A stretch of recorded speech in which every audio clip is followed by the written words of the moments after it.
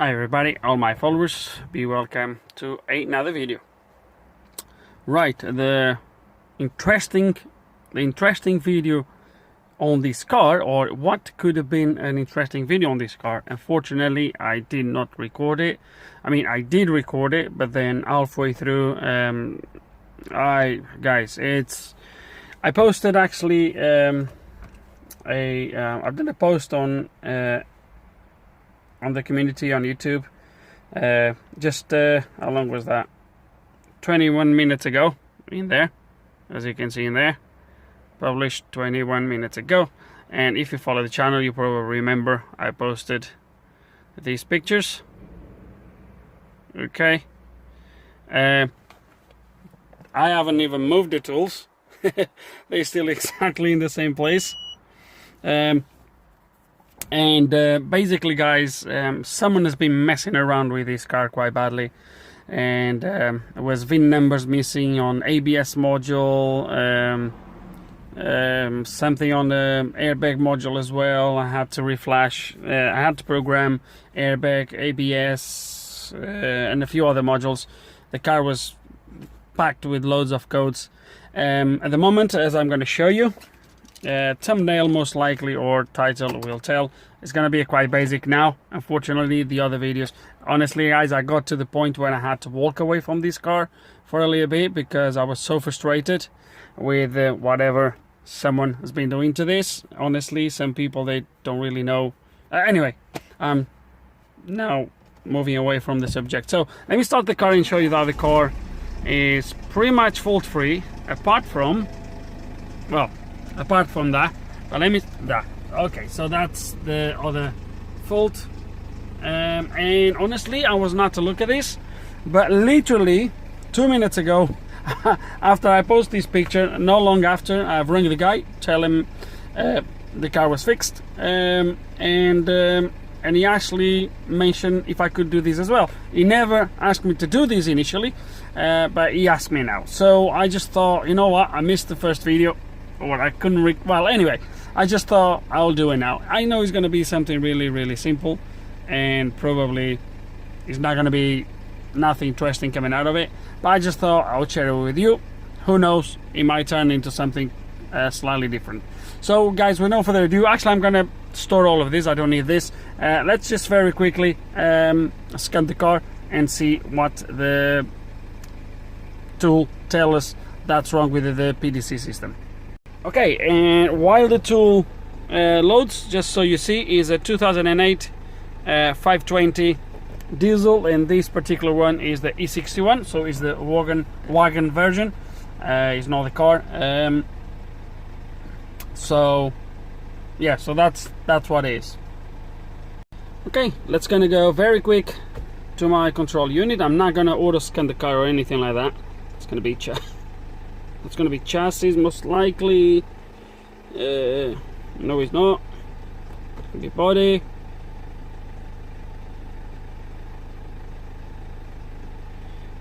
But it's gonna have to be PDC with codes.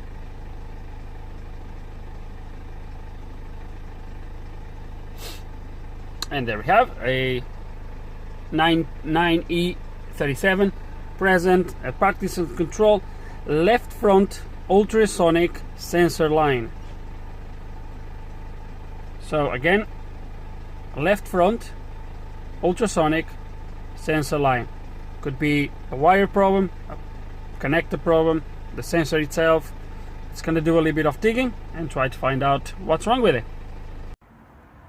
Okay, so I've showed you these in the past. I can't remember now in which car it was. Anyway, we're just going to do exactly the same again. So in order to test these sensors, there's a quite simple technique you can use. One, you can wet your finger very slightly and just very gentle touch the sensor. If the sensor is working, you're gonna feel a pulse on your finger, okay? But another way to do it is by listening. And I'm going to increase the volume. I'm not going to do them all. I'm just going to show you that one, and then obviously compare with this one. But I'm going to have to increase the volume on the video when I do the editing. Otherwise, you probably won't be able to hear it. But I'm going to do that side first, then I'm going to show you this side, and you're going to be able to see the difference. Okay, so I'm going to do the one that's working first.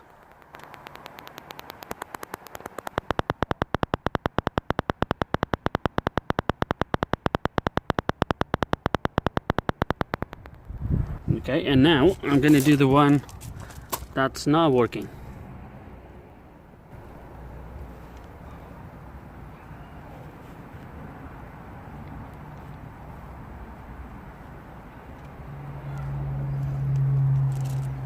Okay, so volume was at the same level on that sensor and on this sensor, and as you have seen, you can definitely hear the clicking on that one, nothing on this one. So this sensor is bad. To be honest with you, when you look around, it looks like the car had an impact here somehow. That's broken in there as well, so who knows.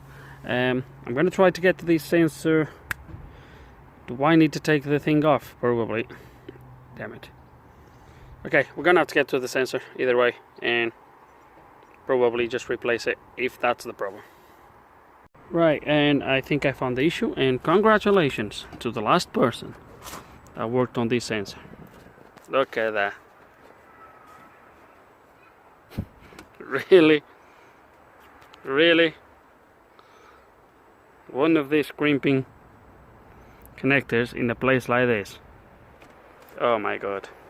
Oh my god. Well, maybe the sensor is still good, but the wire is broken really close to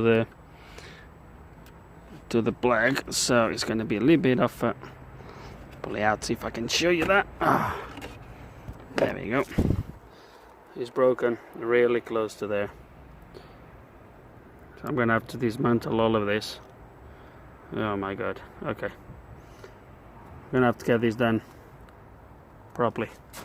Hopefully the sensor still good. We'll see. Okay, on a closer look, all the wires are actually damaged, as you can probably see in there. Okay, that one is actually broken. Why is not focusing this? That is damaged in there, and the other one is damaged right there at the bottom. Okay, so I think what I'm gonna do is actually, hold on a second. Okay, because everything close to the plug is gonna have to be replaced, we're just gonna do this. Should be to the back here. And now I'm going to use new wires here and then solder in there, and that's it. Right, see if I can find wires with the same color to keep everything organized, and so I remember where everything goes. Gonna have to dismantle this plug as well. How it comes off in there. It comes off right here. I'm not even sure what I'm showing you right now. Let me see. To open this plug, it looks like this plastic, this white plastic came out. Let me get the tools all done. Okay, let me see if I can show you how you dismantle this. So first you take this bit from here. All you need to do is push this tab that way a little bit, and when you push this tab, you push this down and this center comes off. Once you have this off, you push this one here up. As soon as this goes up, this slides back, and now you exposed all the pins, and it's just a matter of pushing and pull them back. That's about it. So let's kind of get this done and ready to go on the car. Okay, let's gonna start this, and so I didn't go the exact same colors, so I got a yellow, black and brown, which I'm gonna use for this yellow and white, black and white, the black, and brown and white, the brown wire. I probably have the same exact colors, but I couldn't find them. So now you just press that little tab in there in the pin, and the pin slides out. That simple, okay? So let's gonna go.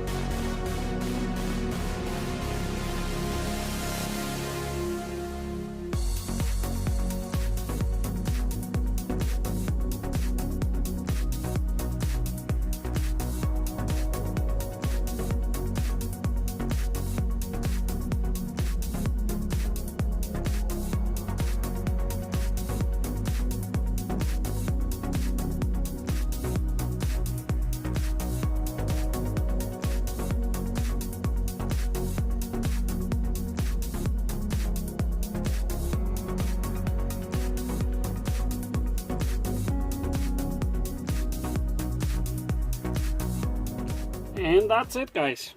All done. Okay, the wires all done. All we need to do now is put a white cap, put this on actually plug itself, solder this to the car's loom, wrap it up, and that's it. I'm not going to do that today. It's going to be tomorrow. It's a little bit too late. Mrs. is already screaming and shouting for me to go home. So we're going to do this tomorrow, but it's a 10-minute job now. And we're just going to hope that the sensor is good and we don't need a new sensor. But yeah, we'll have to see. I haven't checked the plug on the actual sensor itself. Don't know if moisture has been getting through the wires into the plug. The pins here itself, they were quite clean, to be honest with you. A little bit of rust on one of them, but overall not too bad. So I'm gonna guess that the pins on the sensor are good. So yeah, so the rest now is gonna be for tomorrow. Okay, let's gonna get this done. So I put the plug all back on. Okay, not rocket science. And let's just now solder this to the loom, and that's about it. We're gonna do it quickly because today is not a very good day. It just stopped raining, so I'm gonna take this opportunity to see if I can finish this off.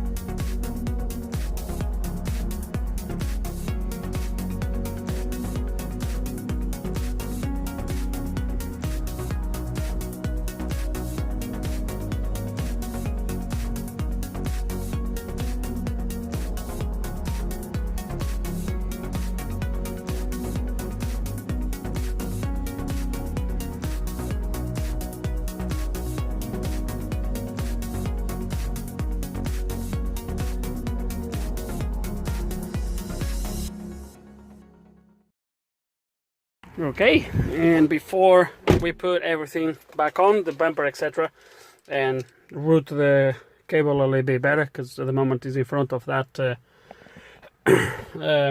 that bar. Let's gonna start this thing and see what happens. So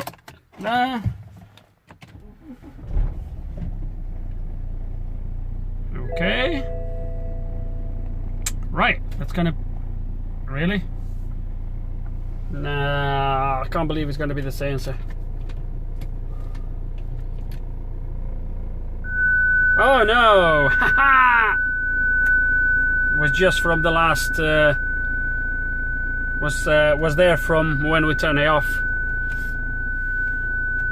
So as you can see, it's now working fine. I'm going to plug in the micro C's just to clear the codes anyway. But as you can see now, it works okay. There we go. Beautiful. So as you have seen, guys, in these systems, all you need is one sensor, is one bat sensor for the wall system to shut off back and front. But luckily the sensor was good, and and we have the system working again. So now I'm going to put the bumper in place and clear the coats. But that's it for this video, really, guys. There's nothing else. I know it's nothing very interesting, quite basic, really, but who knows, we might help someone out there. So that's it for this video, guys. With no further ado, hope you enjoyed the video. I'm gonna try to finish this before it starts raining again. Hope you enjoyed the video. Hope you'll learn something, who knows. If you do still have any questions in the comments, put them below, and like always, thank you for watching.